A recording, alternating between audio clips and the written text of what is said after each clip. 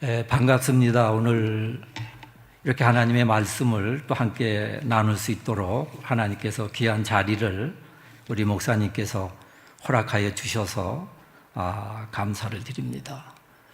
오늘 본문에 있는 말씀은 예수 그리스도께서 이제 부활하시고 이제 승천하시기 직전에 하신 그러한 말씀이고요. 또한 이 본문에 있는 말씀 24장 1절로부터 본문을 보게 되면 이제 예수 그리스도께서 십자가에서 죽으셨어요. 그러고 부활하셨는데 그 부활하신 자리에 동참하지 않았던 이제 제자 2명이 여리고로 가는 가운데 예수 그리스도께서 그 가운데 뒤따라가시면서 그들과 함께 대화를 하는 과정이 이제 본문의 전반적인 그러한 내용입니다. 아마 많은 주석가들은 이 두 사람은 누구인가?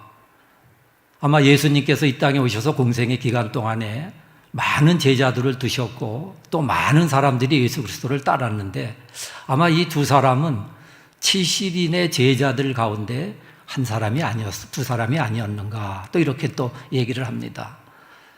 이 두 사람은 예수 그리스도가 십자가에서 죽으시는 것을 보고는 이제 다 팬데믹 상황으로 빠지다시피 하고 아주 넉아웃이 됐죠. 이제는 우리가 아무런 소망이 없구나. 그런데 그 순간에 그 예루살렘에서는 어떠한 일들이 일어나고 있었는가? 말씀대로 3일 만에 부활하셔서 예수님께서 제자들에게 나타나셨고 또 의심 많았던 도마에게 또 자신의 그 상처난 부분을 보이시고 그리고 많은 사람들에게 찾아다니면서 예수님의 부활하심을 나타내셨던 그때입니다. 그런데 이 제자들은 그러한 일들이 벌어지고 있는 것을 모르고 지금 이제 여리고로 가면서 하는 내용들의 말씀이 이제 24절로부터 이렇게 나와 있습니다. 오늘 예수님께서 우리에게 하시는 말씀은 44절에 있는 말씀을 보면은 또 이르시되 내가 너희와 함께 있을 때에 너희에게 말한 바 곧 모세의 율법과 선지자의 글과 시편에 나를 가리켜 기록된 모든 것이 이루어져야 하리라 한 말이 이것이라 그랬습니다. 그 말씀이 무엇이었나? 그 말씀은 이제 예수님께서 이 땅에 오셔서 부활하시고 또 이제 승천을 앞두고 있는 그 상황에서 이제 말씀을 하셨는데 여기에서 우리가 중요한 포인트는 48절에 있는 말씀입니다. 48절에 있는 말씀이 모든 내가 이 땅에 온 목적과 나를 보내신 이의 뜻이 무엇인지 그냥 한 절의 말씀으로 합축돼서 우리들에게 말씀해 주시는데 너희는 이 모든 일의 증인이라 그랬습니다. 그러니까 내가 보고 내가 이 땅에 와서 한 모든 일을 너희가 보았는데 너희는 그 본 것의 증인이라. 그러면 증인은 어떠한 삶을 살아야 하는가? 증인은 곧 보고 느끼고 기록된 것을 전하는 겁니다. 그대로 알리는 자들이 바로 증인입니다. 오늘 저도 그 증인된 한 사람으로 이 자리에 섰습니다.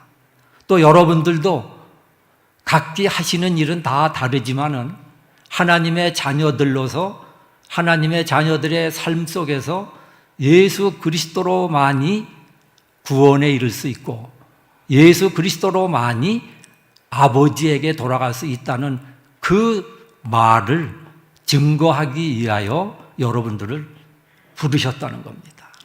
이 일은 선교사나 전도자나 무슨 목사님이나 교역자들에게 국한된 것이 아니라 예수 그리스도의 은혜에 덧입어 거듭난 자들, 자신의 잘못된 죄를 회개한 그 모든 하나님의 자녀들이 해야 하는 그 일입니다. 이것이 바로 오늘 우리들에게 말씀하신 증인된 삶의 뜻이라는 것이죠. 누가복음 24장과 또한 마태복음 28장 18절로 20장에 보게 되면 그러므로 너희는 가서 모든 민족을 제자로 삼아 아버지와 아들과 성령의 이름으로 세례를 베풀고 내가 너희에게 분부한 모든 것을 가르쳐 지키게 하라. 볼지어다 내가 세상 끝날까지 너희와 항상 함께 있으리라 하시니라. 우리가 찬양으로 고백을 했죠. 너는 보배롭고 존귀한 자라. 우리 예수님께서는 너는 보배로운 자야, 존귀한 자야. 그러기 때문에 내가 육신의 몸을 입고 이 땅에 와서 너를 보배롭고 존귀하게 하기 위하여 나의 이 모든 피를 다 쏟아 그 보혈의 공로에 힘입어 너희가 내게 올 수가 있었던 거야.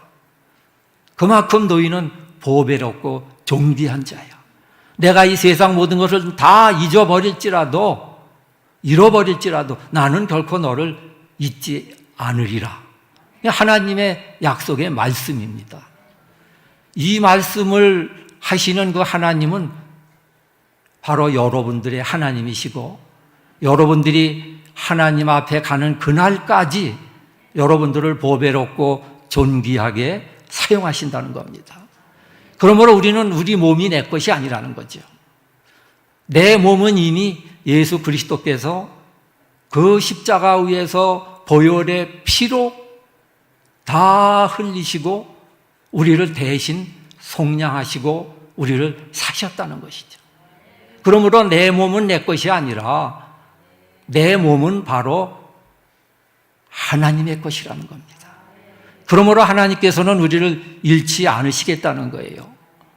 그러므로 우리는 그것으로 힘입어 우리가 이곳에 살면서도 늘 하나님 아버지 앞에 기쁨이 되는 자로, 하나님 아버지 앞에 찬송하는 자로, 공고할 때이나 슬플 때나 낭망될 때에는 오히려 나를 구원하신 예수 그리스도를 기억하며 그 예수 그리스도를 높이고 찬송할 때에 우리의 모든 근심 걱정이 다 예수 그리스도께서 담당을 하신다는 거예요.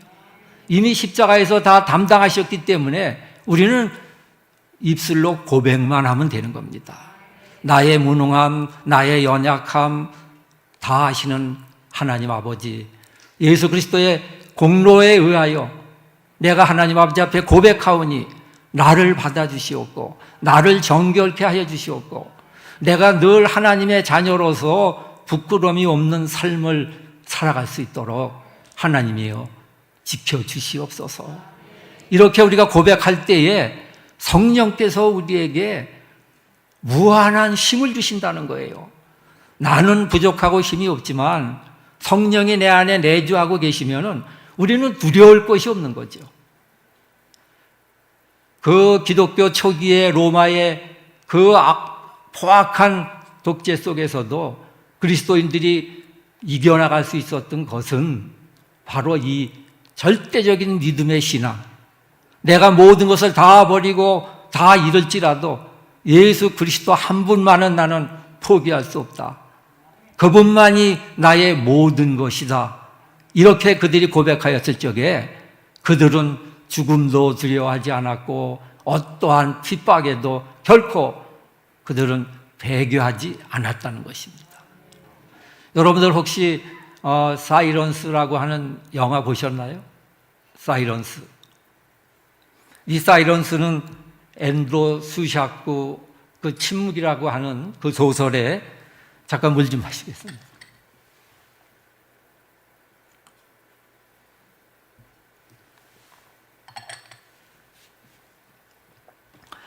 기초로 해서 그 영화가 만들어져 있는데 저는 우리 교회 대면 예배를 지난 2월까지 한 3년을 2년 5개월을 대면 예배를 드리지 못했습니다. 계속 줌으로 예배를 드리고 했는데 이 사이런스 이 영화를 일주일에 한 번씩 꼭 우리가 같이 공유하면서 그 영화를 보았습니다. 이 영화의 주제를 보게 되면 포르투갈의 예수의 신부들이 이제 일본에 선교를 왔습니다. 많은 사람들이 복음을 받아들였어요. 그런데 이들이 추구하는 것은 일본의 그 당시에 막부 시대에 도쿠가와 이에야스가 정권을 잡고 있는 그 시대 속에서 이야기되는 겁니다. 이때에 도쿠가와 이에야스는 이들이 섬기는 그 절대적인 하나님, 이 한 사람을 섬기는데, 이 신을 섬기는데, 그러면 나는 무엇이냐? 이들이 내 말에 절대적으로 신과 같이 내 말에 복종하고 해야 될 터인데, 이들은 이 나라 국민이면서도 이 사람들은 다른 나라의 사람인 것 같구나 하고, 도요토미 히데요시서부터 도쿠가와 이에야스 이 시대에 이르기까지 엄청난 핍박이 일어납니다. 이때 이제 포르투갈 신부 한 사람이 잡혔어요. 그리고 함께 예배 드렸던 사람들이 함께 잡혀 있는데, 그 사람들을 다 나가사키 지나서 구마모도 있는 쪽 가면 운젠이라고 하는 그 화산이 있습니다. 여기는 항상 활화산입니다. 지금도 거기는 한 800도 이상의 물이 펄펄 끓는 그러한 온천 지대입니다. 이곳에 그 신부하고 함께 예배드리던 자들을 같이 그곳에 가서 신부를 보게 합니다. 그리고 그들에게 그 영화 속에서 보게 되면 십자가에다가 매달아 놓고 그러고는 이들을 고문을 합니다. 여러분, 한 400~500도 되는 그 물을 떠가지고 구멍을 한 3개 정도 이렇게 뚫어가지고 그 물이 똑똑똑똑 떨어지게 하는 이 뜨거운 물을 그 사람 얼굴에다가 이렇게 대면 그 한 방울 한 방울 떨어지는 이 고통이 이루 말할 수가 없다는 거죠. 그러고는 이 포르투갈 신부에게 그럽니다. 당신이 사랑이라고 주장하는데, 당신은 저들을 사랑한다고 하고, 당신이 믿는 그 신도 사랑하기 때문에 이곳에 너희를 보냈다고 하는데, 저 사람들이 저렇게 지금 죽어가는데 당신의 사랑은 거짓이다. 당신이 내가 이곳에 마련한 예수 그리스도의 그 얼굴 상과 십자가, 이것을 바닥에다 깔아놓습니다. 그리고 당신이 이것만 밟으면 저 사람들을 내가 살려줄 터이니 당신이 이걸 밟고 저 사람들을 살리게끔 해라. 이렇게 하는 거예요. 그거를 몇 번에 걸쳐서 그들이 죽어가면서도 이 신부는 배교하지 않았는데, 그 고통이 너무너무 심하다 보니까 이 신부가 이제 배교를 하게 됩니다. 그러고 나서 이 신부에게 그 도쿠가와 이에야스 막부 시대에서 일본인 한 사람을 그 신부에게 결혼을 할 수 있도록 이렇게 짝을 맞추어 주고, 그리고 이것을 이제 대대적으로 선전을 합니다. 이것이 포르투갈 그 예수의 본부에 알려지게 된 거예요. 이들의 제자였던 두 사람이 우리는 도무지 그걸 믿을 수가 없다. 그분은 그런 분이 아니다. 하고 이 두 사람이 일본으로 들어오게 됩니다. 이게 들어와서 그 상황 모든 것을 보고 결국은 그 한 사람, 두 사람의 신부 중에 한 사람은 배교를 하지 아니하고 죽어가는 그 한 성도가 바다에 던져져서 집으로 둘둘 말아갖고 던지니까 이제 점점점 가라앉는데, 이 신부가 그곳에 뛰어들어가서 그를 끌어올려니까 위에서 긴 막대기로 꾹 눌러갖고 결국은 이 신부도 죽고 그 성도도 죽습니다. 그리고 한 사람은 똑같은 그 사람과 같이 똑같은 고문을 하면서 배교를 하게 합니다. 그래서 결국엔 이 신부도 배교를 하는 겁니다. 그러면서 이제 이들이 하는, 신부님이 하는 얘기가, 도무지 이 땅에서 하나님 아버지 앞에 기도하는 그 기도를 왜 안 드시렵니까? 왜 침묵하시고 계십니까? 무슨 소리를 좀 내주세요. 무슨 소리라도 좀 해달라고. 이렇게 신부가 하나님 아버지 앞에 독백을 내품는 것이 바로 이 사이런스의 전체적인 내용입니다. 그러고는 이 신부가 결국은 일본인 한 사람과 아내를 맞이하여 살다가 마지막에 이제 죽는데, 끝까지 이 사람들은 그 한 사람이 매일매일 아침에 일어나면 또 십자가를 밟게 하고 그 다음 날 되면 또 십자가를 밟게 하고 끊임없이 그 사람들을 감시를 하는데 결국엔 이 사람이 죽었습니다. 이 신부가 죽어서 이제 절에다가 이 신부를 가서 태우는, 이제 열반을 한다고 그러죠. 그 일을 합니다. 그리고 그 시체를 누가 가져갈까봐 그거를 또 지키고 있는데 결국엔 이 신부가 배교를 한 줄 알았는데 십자가가 한 요 정도 되는 십자가 하나를 이 사람이 죽으면서 자기 이 품에다가 넣고 있다가 이거를 가지고 죽는 것이 이제 결국은 이 영화의 끝입니다. 그러면 과연 그럼 이 신부가 배교를 한 것인가? 아니면 이 신부는 믿음을 지켰는가? 아니, 그렇게 하고 믿음을 지키면 무슨 소용이 있을까? 결국에 그 영화의 픽션으로 나오는 결말은 그렇습니다. 믿음은 우리에게 부여된 것이지만 나의 믿음을 보고 인정하실 이는 오직 하나님 한 분뿐이시다 그랬습니다. 우리는 그러한 믿음을 우리가 가지고 있는가? 우리 목사님께서 말씀하셨는데 목사님하고 그렇습니다. 한 7, 8년 된 것 같습니다. 참 제가 늘 여기 와서 말씀드리지만은 한 사람의 영향, 한 사람이 하나님의 증인으로서 자신의 소임을 다할 때에 그 나타나는 결과는 아주 대단합니다. 여러분, 겨자씨 같은 믿음, 겨자씨 하나가 보이지도 않는 그 티끌 같은 건데 이것이 떨어져서 쌍글나고 나무가 돼서 그늘이 되면은 엄청난 그 파워 힘을 발휘하는데 바로 우리의 그 믿음을 그렇게 우리가 정리를 하면 됩니다. 한 사람이 복음을 전하고 그 복음을 받았던 그 한 사람으로 인하여 또 복음이 전파되고 엄청난 숲을 이루어 간다는 것이죠. 저도 우리 목사님 통해서 예수 그리스도를 믿고 또 거듭남을 체험하고 또 이렇게 신학교에 가서 공부하고 이제 목사가 돼서 일본 선교사로 나가서 사역을 하면서 또 한 사람이 그 영향을 따라서 또 선교사가 돼서 또 일본 땅에서 활동을 합니다. 또 그 한 사람의 집안의 믿음을 통하여 두 사람의 목회자가 또 탄생을 하게 됩니다. 그리고 또 한 사람이 목회자가 태어납니다. 그러니까 한 사람의 영향으로 하여 목회자가 5명이 하나님의 증인된 삶을 살기 위하여 곧 예수님께서 이 땅에 오셔서 부활하신 목적, 승천하시면서 당부하신 모든 말의 실체가 나타내어지고 보여지는 것이 바로 우리들의 믿음 속에서 나타내어진다는 것이에요. 여러분들이 하시는 일이 미비한 것 같지만 하나님 편에서는 대단히 큰 일입니다. 엄청난 기업을 가지고 많은 부가가치를 내는 그것보다도 여러분들이 하는 이 증인된 삶의 그 일은 하나님께서 보실 적에 그 엄청난 일의 결과라는 사실이죠.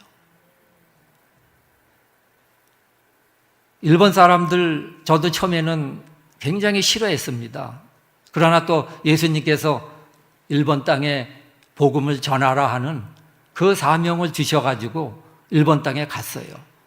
가서도 그냥 일반인과 별다른 일 없는 그러한 상황이 늘 주어지고 했습니다. 그런데 어느 순간부터 저들을 진심으로 내 마음에 품고 기도하고 나갈 때에 저들이 사랑스러워지고 저들의 그 영혼이 불쌍함을 느끼게 되더라고요. 오히려 내 아들이나 내 아내보다도 내 교회에 있는 그 일본인 한 사람 한 사람이 더 귀하게 느껴지는 거예요. 그렇게 그들이 보배롭고 귀하게 느껴지고 하는 순간부터 하나님의 그 일을 하는 사람을 통하여 나타내기 시작을 하신다는 거예요. 그러므로 저는 오늘 하나님을 믿는 모든 사람들은 내가 무엇을 전도한다, 이렇게 해도 안 돼, 저렇게 해도 안 돼, 이것은 내 생각이고요. 우리가 하나님 앞에 맡겨주신 그러한 달란트가 있다는 거예요. 나는 딴 사람을 몰라도 저 사람보다 나는 이거는 잘해. 나는 이것만은 누구보다 난 나. 그러면 그거를 통하여 하나님의 일을 하나님께서 사용하시고자 하면은 그 일을 통하여 하나님의 역사를 나타내신다는 거예요. 그 일을 성령께서 도우신다는 거예요. 내가 갖고 있지 않은 달란트로 무엇을 하려고다 보면은 항상 그 일을 하면서도 곤비해지고 내 스스로가 시험에 들게 되고 합니다. 그런데 하나님이 나를 전도하는 자로 세우시는 데에 나에게 맡겨주신 달란트가 있다면 그거를 하게 되면 일을 해도 곤비하지가 않아요. 피곤하지 않습니다. 이것이 바로 이 일을 통하여 하나님이 나에게 하시는 거구나. 찬양을 잘하시는 분이면 찬양을 잘하세요. 이번에 한국에도 보면은 버스킹이라고 해가지고 뭐 길거리에서 찬양하고 그러는데 그거 남들이 보기엔 아이고 왜 저러고들 할까? 아니죠. 하는 사람 입장에서는 내가 이 일을 할 때가 가장 기쁘고 즐겁고 하나님께서 또 함께 하심을 깨달아지는 거예요. 그러므로 그 일을 아니하면은 내가 오히려 곤비한 겁니다. 그러므로 만약에 내가 찬양의 달란트가 있다면 내가 어느 자리에서 어느 곳에든지 하나님을 찬송하는 자로 나를 부르셨구나.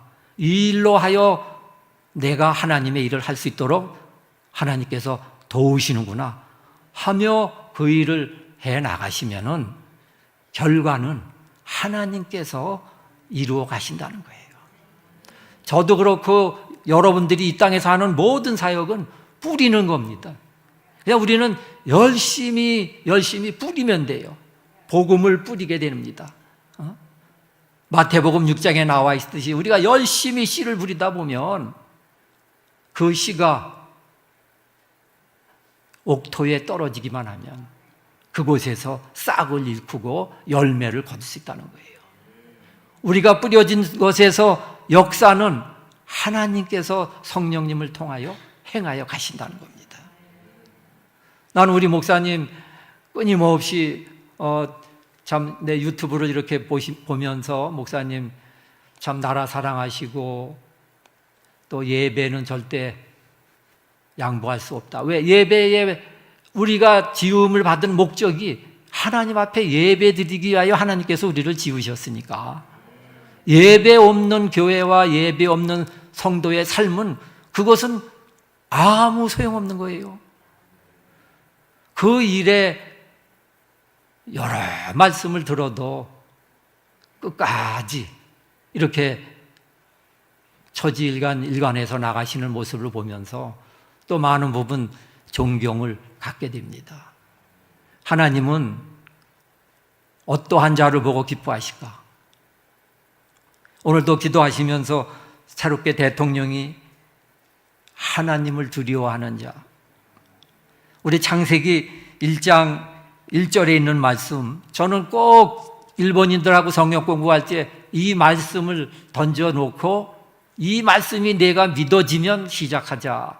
이게 믿어지지 않으면 너는 어떠한 말을 해도 믿을 수가 없다. 창세기 1장 1절에 있는 말씀, 태초에 하나님이 천지를 창조하시니라. 일본의 성경에서는 쭈꾸루모노라 그래요. 쭈꾸루모노. 그러니까 하나님이 만드셨다는 거예요. 그러니까 이 말을 믿어져야 나머지 창세기 1장 2절로부터 요한계시록까지 그 모든 말씀이 다 믿어지게 되는 거예요. 오늘 예수님께서 말씀하신 대로 내가 너희와 함께 있을 때에 너희에게 말한 바 모세의 율법과 선지자의 글과 시편에 가리켜 기록된 모든 것이 이루어져야 하리라 한 말이 이것이라. 구약은 오시는 예수 그리스도를 그 말씀 속에서 다 예언하시고 행하실 일도 보이시고, 이것이 다 구약의 모든 말씀의 목적입니다. 그러니까 그 일을 완성하시기 위하여 예수님께서 오셨죠. 그리고 예수님께서 이제 구원의 모든 사역을 이루시고 이제 내가 다 이루었다, 이렇게 말씀하시고 숨을 거두셨죠. 그리고 예수님은 다시 말씀대로 3일 만에 다시 살아나셨어요. 그리고 이제 말씀대로 승천하셔야지만 예수님이 이 땅에 오셔서 행하시고자 했던 모든 일들을 다 끝내시는 거죠.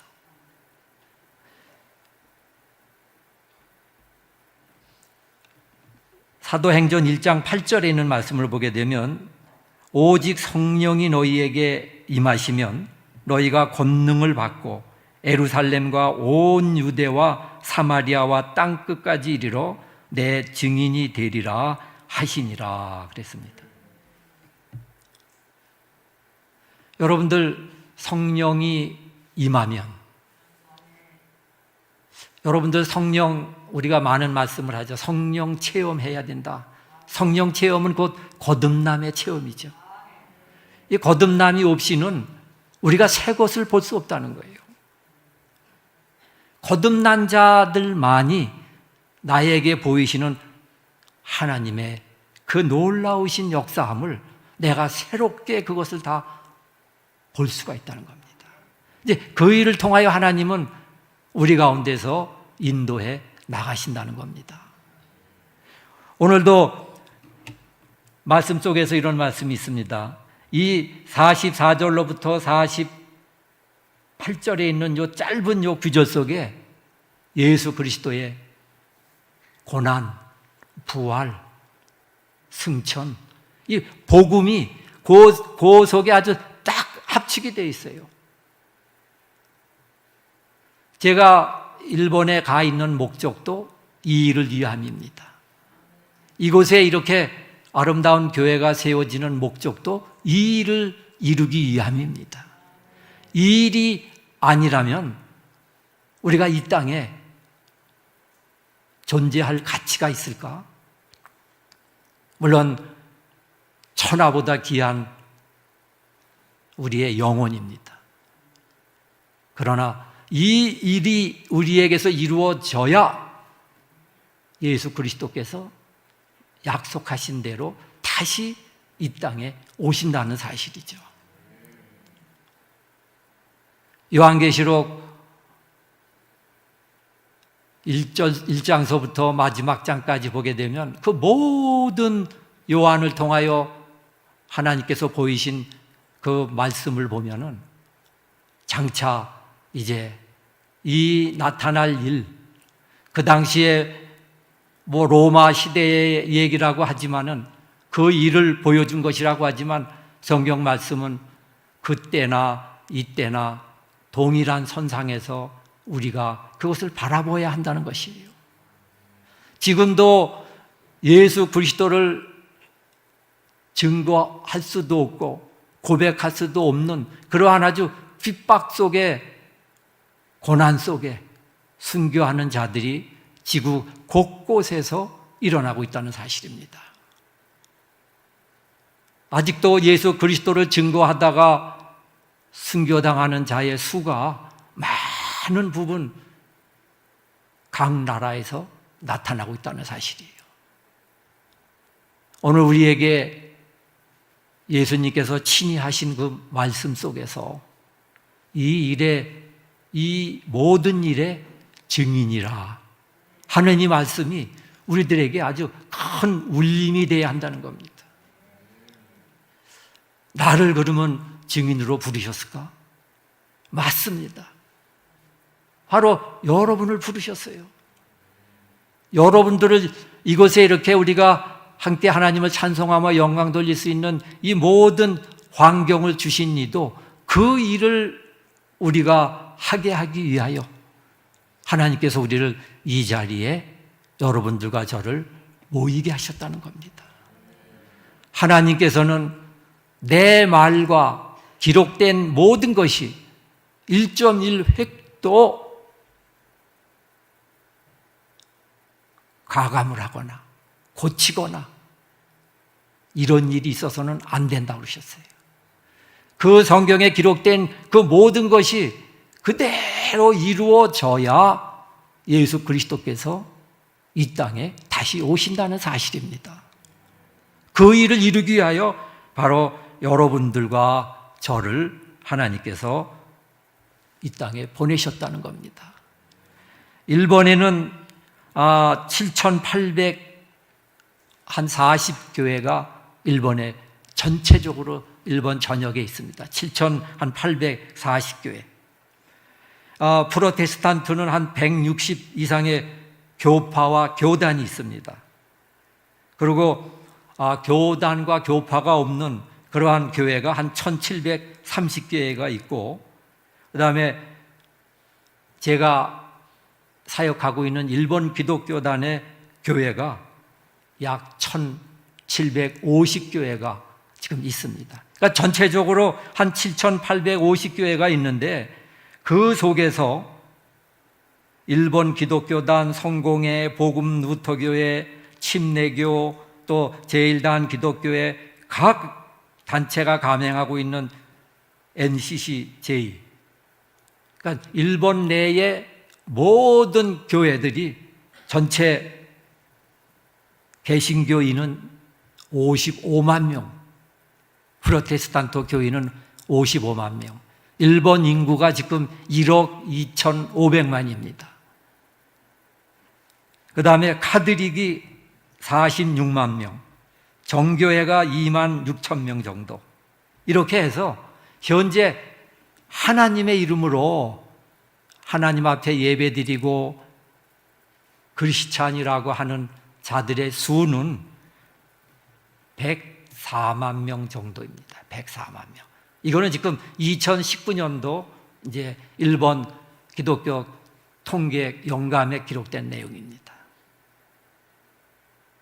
1억 2,500만 속에서 100만 명의 기독교인, 이 수를 한번 우리가 계산해 보면 0.5% 정도입니다. 0.5%. 그런데 이것이 점점 이제 계속 감소되는 현상이죠. 그런데도 일본에서 이 기독교라고 하는 이 영향력이 여러분들 작을 것 같지만요, 기독교의 영향력이 정치나 경제나 모든 분야에 기독교의 영향력이 굉장히 아주 강하게 나타나고 있습니다. 그 이유는 무엇이냐?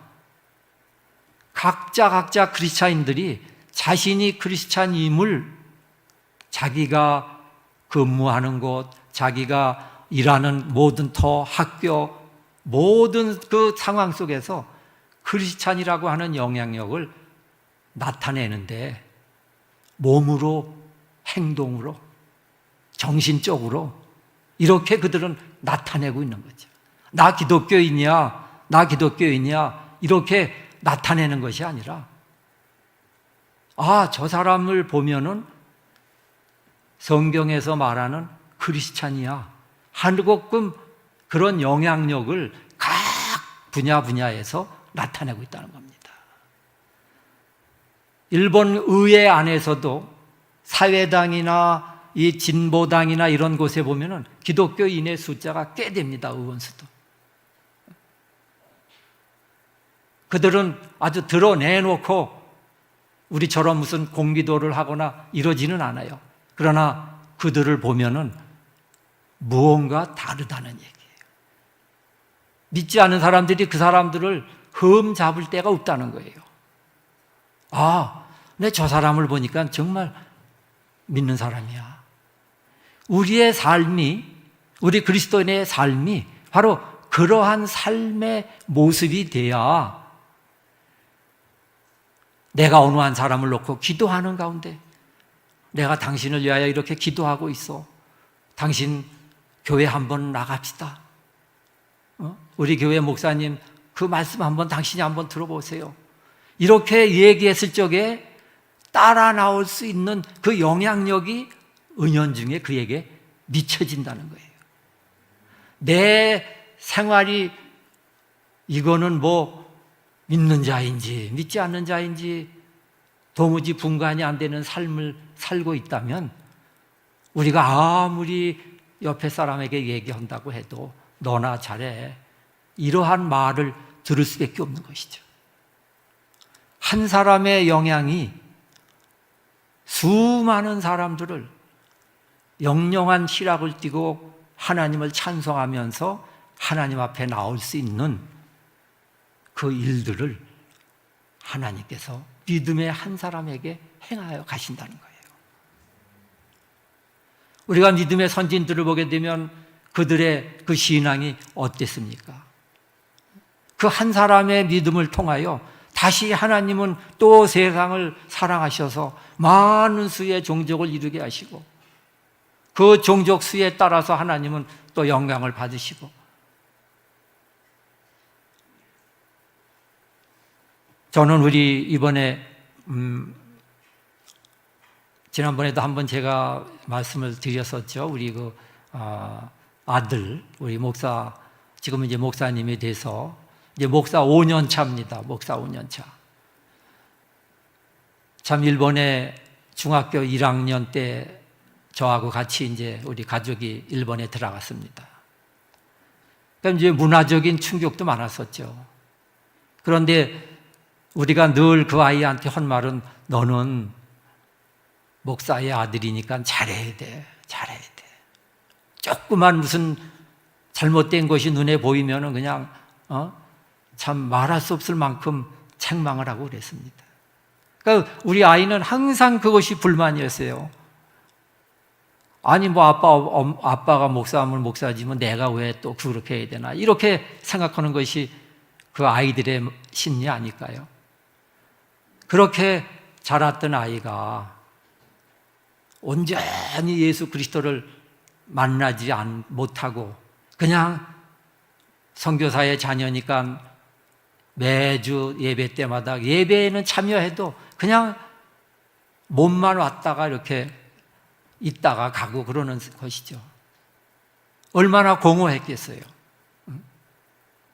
그런 그 상황 속에서 일본에서 학교 나오고 군대 갔다 오고 그리고 자기 나름대로 뭔 사업을 한다고 해도 그것으로 자기에게 무언가 채워지지 않는 것들이 있었다고 하네요.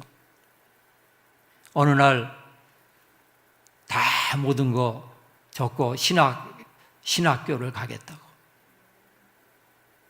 그래서 신학교 한국의 백석대학교 입학을 시키고 또 대학원 과정 마치고 그리고 그러면 어디로 갈 것이냐? 일본으로 가겠습니다. 일본으로 저는 오라고 얘기도 안 했어요. 그리고 왜 하필이면 일본에 오게끔 이끌었을까? 우리 집사람은 왜 하필이면 일본이냐? 네가 늘 얘기했던 대로 저 아프리카나 어디 그냥 사역을 해도 좀 뭔가 나타낼 수 있는데 그런 데 가는 게 좋지. 그런데 아니라 그래요. 하나님이 나를 일본으로 가라고 그렇게 말씀을 하셨다는 거예요. 그 일을 위하여 내가 신학교에 왔습니다. 나는 아무것도 그 아이에게 강요한 게 없는데 그 스스로가 하나님 안에 믿음의 사람으로 거듭남을 체험하고 나니까 이제 성령께서 저를 온전히 주장하면서 간다는 것이죠. 이제 지금은 금년 4월 1일서부터 일본 개혁파 교단이라는 곳입니다. 개혁파 교단. 거기는 아주 굉장히 아주 복음주의인데 아주 극보수예요. 우리 한국으로 말하자면 이제 고신집 같은 그러한 교회인데, 그 교단에 2년 동안 석사과정 마치고 그러고는 그 교단에 이제 목사로 청빙을 받아서 4월 1일서부터 이제 사역을 합니다. 뭐 목사관도 있고 아주 좋은 조건으로 가게 됐어요. 근데 그 모든 일을 봤을 적에 너무나 감사한 것이죠. 나는 아무것도 한 것은 없지만 기도는 열심히 했죠. 기도. 하나님, 우리가 해줄 수 있는 것은 아무것도 없습니다. 하나님의 것으로 채워주셔서 하나님의 것으로 만족하게 하시고 하나님의 것을 이루는 데에 성경 말씀이 재료가 되게 하여 주시옵소서. 이렇게 기도하며 나갔더니 아주 좋은 교회로 이렇게 청빙을 받아서 가게 됐습니다. 근데 그 교단은 자기네 교단에서 목사 안수를 안 받았으면 목사가 아니에요. 그래서 1년 동안 이제 그 교단에서 인턴 과정 거치듯이 거쳐서 이제 금년 말에 목사가 되게 되면, 일본은 담임 목사라고 그러지 않고 이제 주임 목사라고 그럽니다. 주임 목사. 이제 주임 목사가 돼서 이제 사역을 하게 될 것입니다. 그러니까 한 사람의 영향이 그만큼 큰 일을 이루어 가는 데에 하나님께서 사용을 하시는데, 우리가 상상할 수 없을 정도의 일들을 하나님께서는 이루어 가신다는 겁니다. 나는 우리 성천교회의 우리 성도님들 한 분 한 분이 오늘 본문에 있는 말씀과 같이 나도 증인이구나. 나도 증인이야. 그러면 이제 내가 교회 다니면서 느끼고 배우고 좋은 거, 이거 모르는 사람에게 그대로 내가 알려줘야지. 내가 더 하나도 보태지 않고 그냥 그 사람들에게 알려서 저들도 같이 기쁨에 동참하게 해야지. 죽어가는 저 사람, 살아는 있으되 저거 육은 살아있는데 저건 이미 심판받아 죽은 자인데, 저를 살릴 수 있는 길은 예수 그리스도를 믿게 하여 저의 영이 살고 육은 묻히더라도 그 예수님 오실 적에 함께 맞이할 수 있는 자가 되어야 할 터인데, 내 부모, 내 형제, 내 가장 사랑하는 사람, 이제 이 땅에서의 삶이 끝나서 마지막 판가름하는 그 시기는 육의 생명의 호흡이 끝나는 날 옮겨지는 것뿐이죠. 이 땅에서 예수 그리스도를 믿고 죽었느냐, 그 사람은 영의 하나님 앞으로 가는 것이고요. 믿지 않고 죽었으면 그는 그대로 지옥으로 떨어지는 자가 된다는 사실. 이 엄청난 결과가 우리에게 지금 주어져 있는데 어떻게 우리가 지옥 가게 내버려둘 수가 있겠냐는 얘기입니까? 내 사랑하는 사람을. 이러한 마음으로 우리가 나가면은 하나님께서는 놀라운 일들을 그 일을 행하는 사람들에게 나타내 보이신다는 겁니다. 일본에서 일어난 일들을 저희가 고백을 하려면 너무나 많습니다. 그러나 그 일도 결국은 무엇이냐? 예수 그리스도를 증거하는 가운데 그저 나타나는 그러한 일들이에요. 하나님께서 행하시고자 하는 목적은 무엇이냐? 내가 수많은 허다한 일을 했을지라도 나를 증거하는 일에 힘쓰고 애썼느냐? 그 일을 위하여 지금도 내가 그곳에 존재하느냐? 이것을 하나님은 물으실 겁니다. 이 땅에 와서 우리가 잘 먹고 잘 살고 이것이 우리가 이 땅의 삶의 목적이라면은 나도 그렇게 하고 싶습니다. 그러나 그것이 아니라는 거죠. 하나님이 우리를 이 땅에 보내신 목적이 무엇이냐? 이 모든 일의 증인으로 우리를 이 땅에 보내셨다는 거예요. 아무 목적도 없이 뜻도 없이 그렇게 우리가 이 땅에 태어나게 하시지 않았다는 거예요. 하나님이 60억의 인구가 한 사람 한 사람이 다 다르다는 겁니다. 똑같은 사람이 없다고 그래요. 네. 목소리도 다릅니다. 이 지문도 달라요. 왜? 각자 한 사람 한 사람 하나님께서 빚어서 만들었기 때문입니다. 그렇기 때문에 우리는 그 우리를 만드신 목적에 따라 우리의 삶이 이 땅에서 주어져야 한다는 것이죠. 오늘 이제 본문에 있는 말씀 속에서 우리가 또 한 가지 좀 생각해야 될 것은요, 우리 49절에 있는 말씀 한번 제가 봉독을 해보도록 하겠습니다. 볼지어다 내가 내 아버지께서 약속하신 것을 너희에게 보내리니 너희는 위로부터 능력으로 입혀질 때까지 이 성에 머물라 하시니라. 이제 예수 그리스도께서 올라가시면서 약속하신 성령을 너희들에게 이제 보내시겠다는 거예요. 성령. 그 성령은 너희를 유익하게 하는 자다. 유익하게 하는 자라고 그랬어요. 참 하나님은 저에게는 아주 기가 막히신 분이에요. 멋지신 분입니다. 제가 이 일본에서 27년 동안 사역을 하는 동안에 내 이가 4개만 남고 다 빠져버렸어요.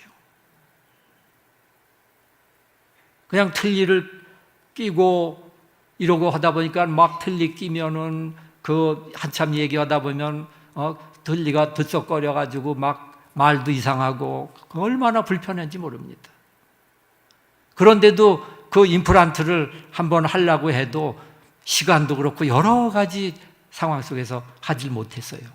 그런데 이번 이 코로나 팬데믹 기간 마스크를 쓰고 또 대면 예배가 없기 때문에 내가 한국에 나와 있어도 충분히 그 예배를 이끌어갈 수 있는 그러한 상황이기 때문에 제가 작년에 6개월 안식년을 신청해 갖고 6개월 한국에 나와서 이제 이 틀니를 다 걷어내고 임플란트를 했습니다. 그러니까 오랜 기간 이 잇몸 그 뼈가 다 이게 함몰이 됐기 때문에 뼈 이식을 또 하는 이러한 그 시술까지 하면서 그 쇠에 박은 것만 18개를 박았어요. 위에 9개 박고 밑에 9개 박고 정말 그 고통은 아주 뭐 이루 말할 수가 없습니다. 그런데 팬데믹 기간이었기 때문에 할 수 있었던 거죠. 그 병원의 원장님이 그런 얘기를 하시더라고요. 첫날 나를 보더니 선교사님이 선교지에 있지 않고 만약에 한국에 있었다면 이러도록 있었겠습니까? 하면서 이분이 봉사를 해주셨어요. 뭐 가격을 따지면은 뭐 한 5천만 원, 4천, 뭐 700만 원 정도 된다 그러더라고요.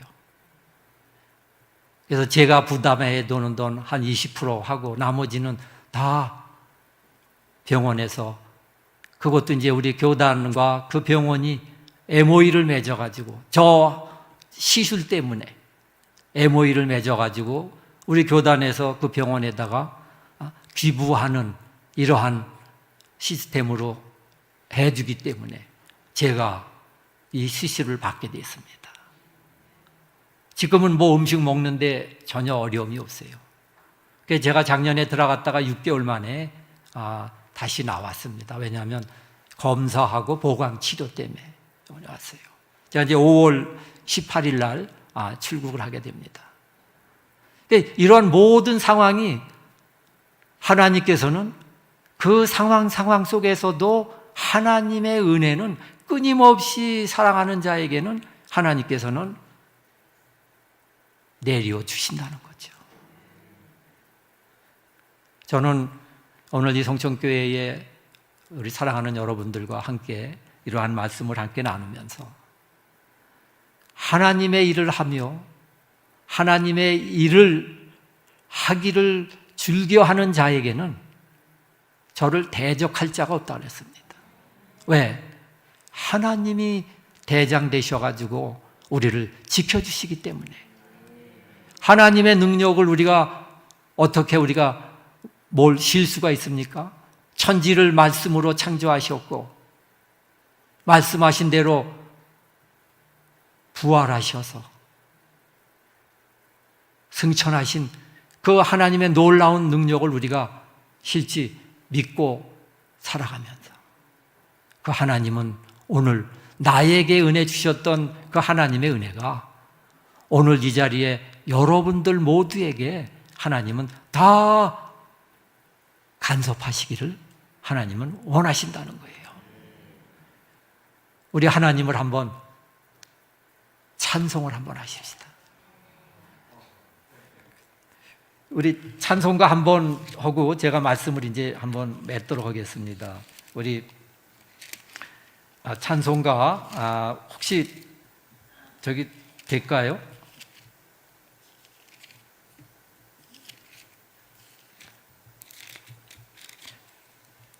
(389장인데요)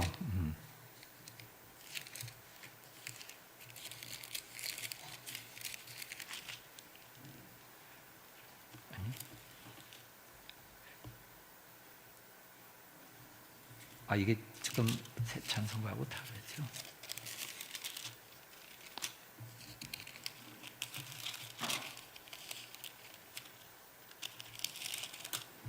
우리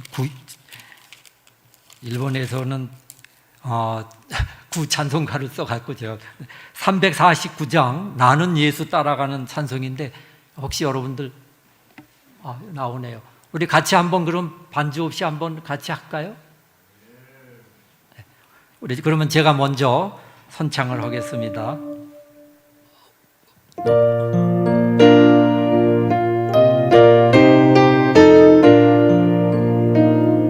나는 예수 따라가는 십자가 군 사람 주 이름 증언하기를 왜 주저하리요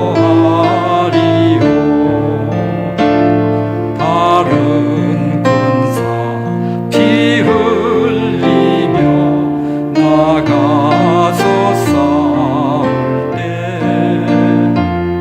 나 혼자 편히 앉아서 바라만 보리요 다른 사람 어쩔든지 나 주님의 용사되리 나는 주의 군사되어 충성을 맹세하여 내가 승리하기까지 주 은혜로 싸우리 주님의 용사된 내게 주의 일 맡기소서 큰 싸움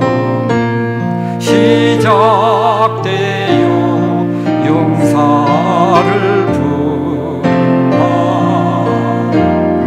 일어나 전쟁 마당에 다 어서 나가자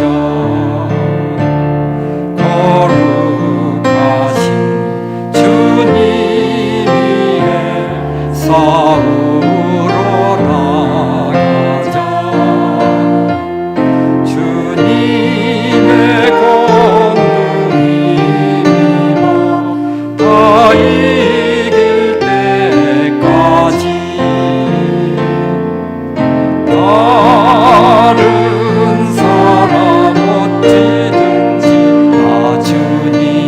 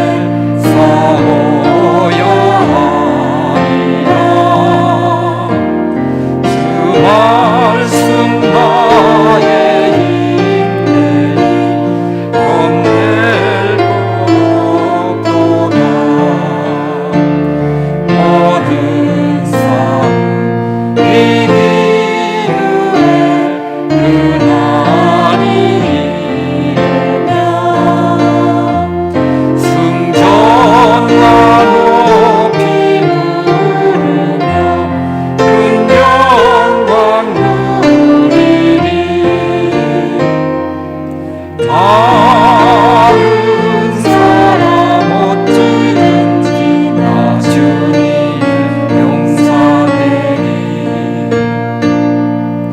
나는 주의 군사되어 충성을 맹세하여 내가 승리하기까지 주의 싸우리. 주님의 용사된 내게 주의 일 맡기소서.